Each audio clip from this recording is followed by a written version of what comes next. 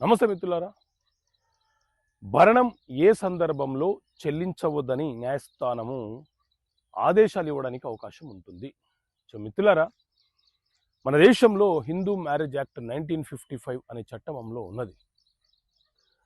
So ఈ చట్టంలోని section 25 ఏం చెప్తుంది అనంటే, ఎవరైనా ఒక జీవిత భాగస్వామి తనని తాను పోషించుకోలేని సందర్భంలో తన జీవన భృతి కోసము భరణం కావాలని చెప్పి న్యాయస్థానంలో పిటిషన్ వేసే హక్కును కలిగి ఉంటాడు. అయితే ఆ భరణం కోరుతూ మనవర్తి కోరుతూ పిటిషన్ ఫైల్ చేసిన సందర్భంలో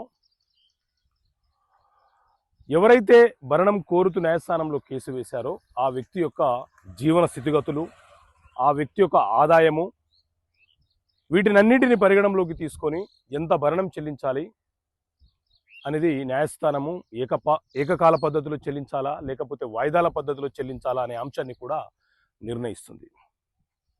ఒకవేళ భరణం పొందిన వ్యక్తి ఎవరైతే ఉన్నారో ఆ వ్యక్తి అక్రమ సంబంధాలు పెట్టుకున్నా, ఇల్లీగల్గా రెండో వివాహం చేసుకున్నా, లేదా ఏదైనా ఒక మంచి ఉద్యోగం పొంది ఆదాయాన్ని పొందుతున్న సందర్భంలో న్యాయస్థానము తిరిగి ఆ భరణం చెల్లించే ఉత్తర్వులను, ఆర్డర్లను రద్దు చేసుకునే వెసులుబాటు మనకు ఉంటుంది. సో ఇలాంటి సందర్భం వస్తే భరణం మాత్రం రద్దయిపోతుంది. ఓకే మిత్రులారా, థ్యాంక్ యూ. జై హింద్.